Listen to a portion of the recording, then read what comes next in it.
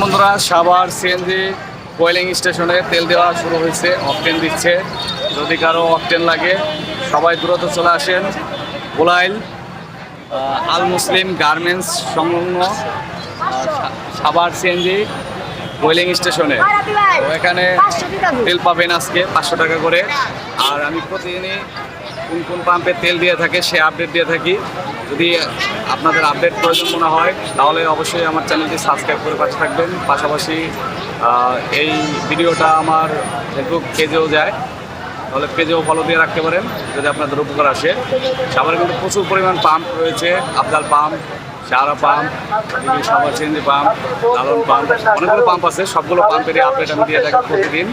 যদি আপনাদের তেলের প্রয়োজন হয় তাহলে এই পেজটি এবং আমার যে ইউটিউব চ্যানেলটি আছে সবাই সাবস্ক্রাইব করে পাশে থাকতে পারেন আর প্রতিদিনের আপডেটটা আপনি নিতে পারেন। এখানে কিন্তু অসংখ্য বাইকার চলে আসছে মূলত তেল সংগ্রহ করার জন্য। তো সবারই চাহিদা অনেক বেশি, কিন্তু চাহিদা পরিমাণ তেল পাচ্ছে না। 500, 300 এক এক পাম্পে এক এক রকম, কোনো পাম্পে 200 টাকার তেল দিচ্ছে। তো চাহিদা এই মুহূর্তে মেটানো সম্ভব না, কারণ আমাদের দেশে যে পরিমাণ তেল মজুদ আছে তার চাইতে বেশি চাহিদা রয়েছে, যার কারণে সবার চাহিদা মতো তেল পাচ্ছে না। দেখেন আমার পিছনে অনেকে আসছে তেল নিতে। তুমি কি তেল নিতে আসছো? কোথা থেকে আসছো? আমাদের বেরিয়েছি। বাড়ি কোথায়? গাড়িটা কার? তোমার? ড্রাইভিং লাইসেন্স আছে? হেলমেট কই? তেল আছে গাড়িতে? কয় লিটার নিবা? তোমার চাহিদা কতটুকু? আচ্ছা, তাহলে তোমার মানে ধরা বাঁধা কোনো চাহিদা নাই যে 5 লিটার বা 10 লিটার ট্যাঙ্কি ফুল লাগবে। ভালো। এখানে আসলে ছোট বড় সকলে আসছে কিন্তু তেল নেওয়ার জন্য। সবাই আসলে তেল পাবে কিনা এটাও সন্দেহ, কারণ তেলের যে গাড়িটা আসছে এই হচ্ছে তেলের গাড়ি। এই গাড়িতে 3000 বা 4000 লিটারের বেশি তেল আটবে না, 4000-এর বেশি আটার কথাও না। তো এখানে যে গাড়ি আছে এখান থেকে প্রায় সেই যে দেখা যাচ্ছে যে ওভারব্রিজ, ফ্লাইওভার ব্রিজের, ফুটওভার ব্রিজের থেকে প্রায় আরও কয়েকশো গজ পর্যন্ত যে সিরিয়াল আছে একটু দেখানোর চেষ্টা করি।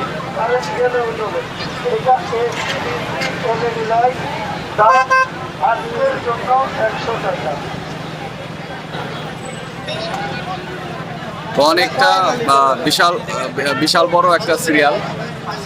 জানি না আমরাও তেল পাবো কিনা।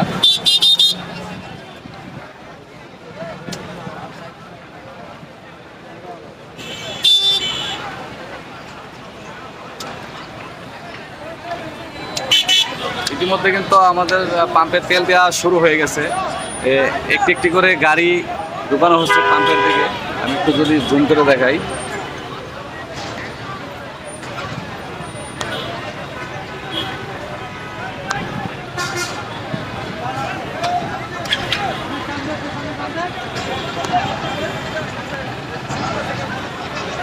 একটি একটি করে গাড়ি পাম্পের ভিতরে যাচ্ছে।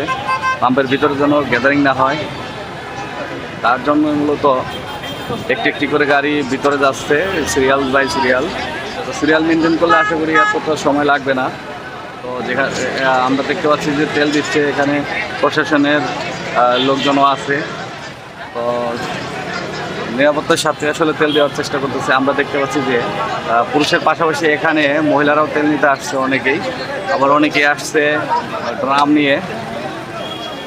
নিয়ে আসছে। বিভিন্ন প্রতিষ্ঠানের লোকজন আসছে তেল নিতে। বা দেখতে পাচ্ছি সাতাম ভাইও আছে তেল নিতে। সাতাম ভাই আসছে এখানে তেল নিতে।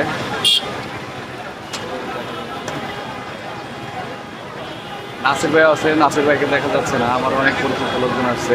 এরা কিন্তু গতকালকে আমার যে আপডেটটা ছিল সেই আপডেট দেখে কিন্তু ভাই পায়ে লাগে এখানে আসছে মূলত তেল নেওয়ার জন্য। বেরোবেন নাকি? লাগাই দেন না, এমনি পাবা না।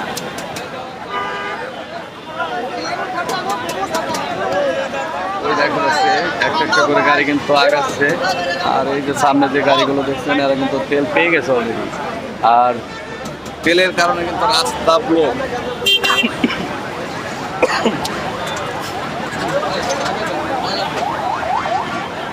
রাস্তায় কিন্তু গাড়ি চলাচল করতে পারতেছে না। যদি দেখাই, এটা হচ্ছে পাবলিক বাস। জাহাঙ্গীরনগর বিশ্ববিদ্যালয়ের যে বাসটি আছে এই বাসটি কিন্তু যাইতে পারতেছে না, সব জায়গায় কিন্তু জ্যামে পড়ে আছে। ঠিক আছে, একটা গাড়িও বের হইতে পারতেছে না, রাস্তায় প্রচুর জ্যাম।